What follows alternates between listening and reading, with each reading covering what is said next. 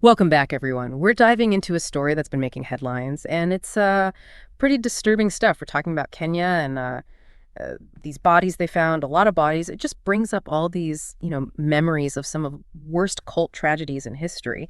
And that's kind of what we want to unpack today, right? To look at what's going on in Kenya and maybe understand why it feels so much like, some of those dark chapters we've seen before. Yeah. We've been looking at a report from the Associated Press, and it really lays out the details in Kenya, but then also, like you said, draws these parallels to other events that are, seared into our collective memory. Right. And I guess the basics of the story, we're talking about, what, at least 90 bodies found so far on this ranch owned by a pastor, Paul Mackenzie. The Kenya Red Cross is even saying there could be over 200 people still missing. And the really chilling part is the accusation that he was telling his followers to starve themselves to death so they could meet Jesus. Yeah, it's a pretty shocking claim. I mean, that's a whole other level, right? And it really, opens up this window into the whole phenomenon of cults and these mass deaths that have happened. Totally. So where do we even begin with something like this? I mean, how do we start to make sense of it? Well, I think, starting with just the facts on the ground in Kenya, right? Sure. What we know from the reporting. So we have this pastor, Paul Mackenzie, he's in custody now, and he's being accused of basically causing the deaths of his followers by telling them to fast until they died.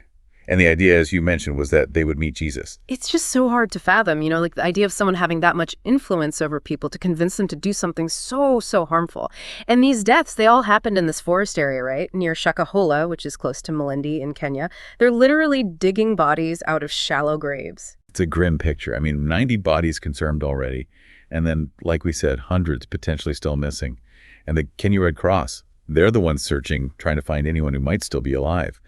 But yeah, it's a really heavy situation. Yeah, no kidding. And I mean, even the Kenyan president, William Ruto, he's called these deaths akin to terrorism, which, I mean, that's a pretty powerful statement coming from a head of state, right? Yeah, absolutely. It really speaks to the gravity of the situation, and also the potential for manipulation that seems to be at play here. For sure. And I think that's what makes this story so unsettling, right? It's not just the tragedy itself, but the way it reminds us of other cases where similar things have happened. It's like, history is repeating itself in a way. Yeah, and I think it's natural for our minds to go there, right? To those other dark moments. And maybe by looking at them, we can start to, maybe understand this a little bit better. Okay, so let's talk about some of these historical parallels.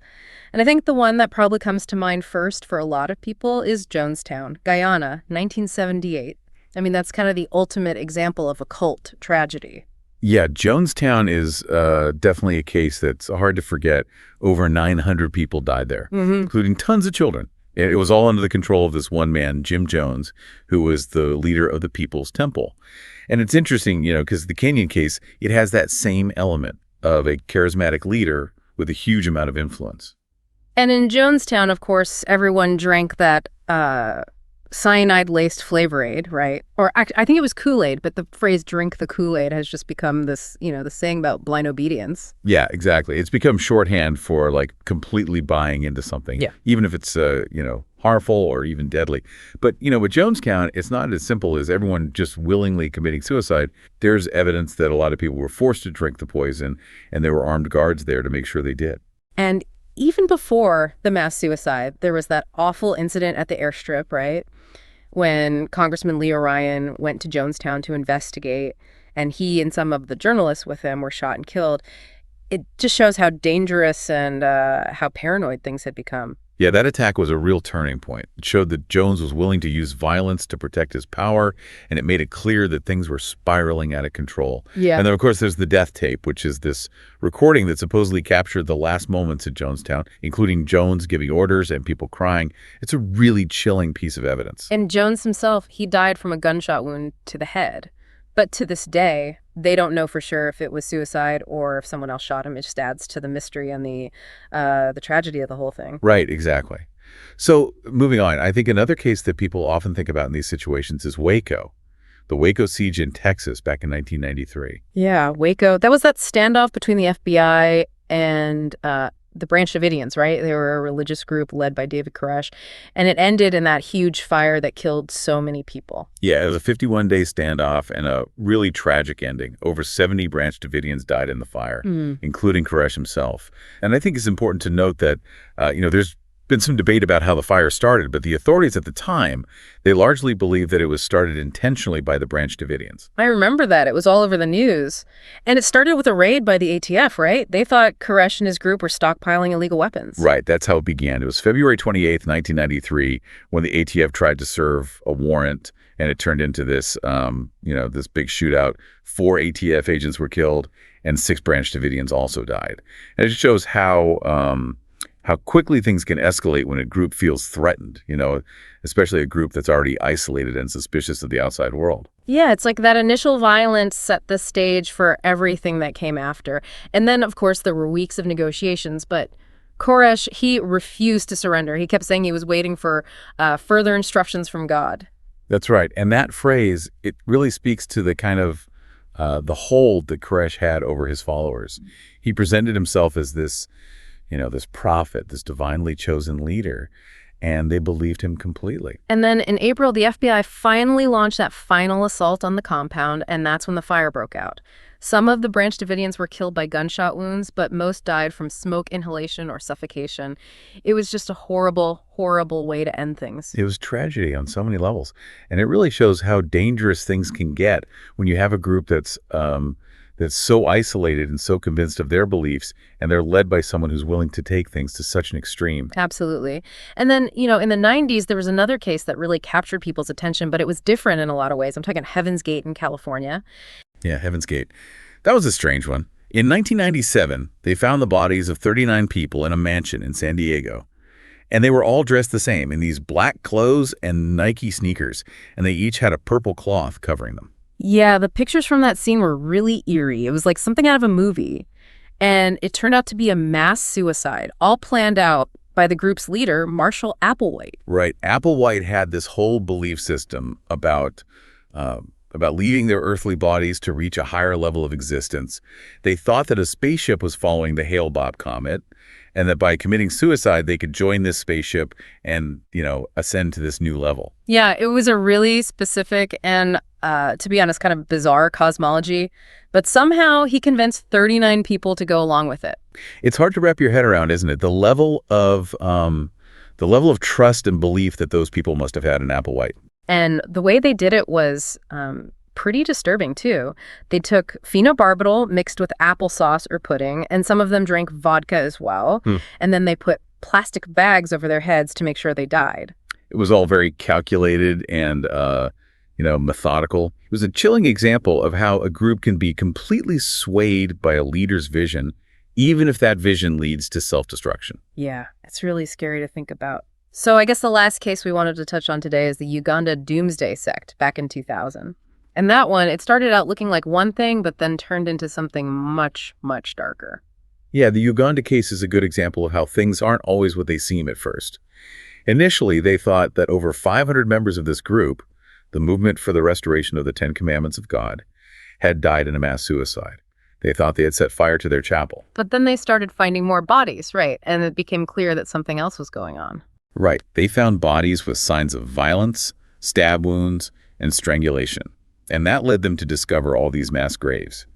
In the end, it's estimated that over 700 people died in what they call the Kanungu cult massacres. It's just insane, the scale of it. And the leader of this group, Joseph Kibwetir, he had this history of setting dates for the end of the world that, obviously never came true. Yeah, that's a common thread in a lot of these groups, right? These failed prophecies. Yeah. And sometimes those failures, they can actually make the group even more extreme.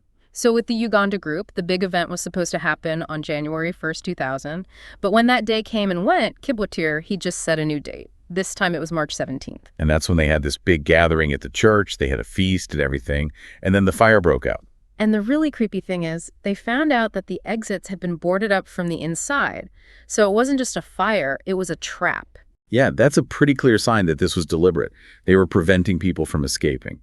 And there's also evidence that some of the victims were poisoned. It wasn't just the fire. They think the leaders of the sect were systematically killing people at different locations. It's just so awful. Yeah. And the worst part is no one has ever been held accountable for these murders. Kibbutz, he disappeared the day of the fire and they've never found him. Yeah, it's a really disturbing and unresolved case. Yeah. And it just goes to show how dangerous these groups can be, especially when they have a leader who's willing to go to any lengths to maintain control. So looking at all these cases, the Kenyan situation, and then Jonestown, Waco, Heaven's Gate, Uganda, they're all different, of course, but there are some pretty clear patterns that emerge, right? Absolutely. I mean, one of the biggest things is the presence of a charismatic leader, someone who can really draw people in and create this sense of loyalty and devotion.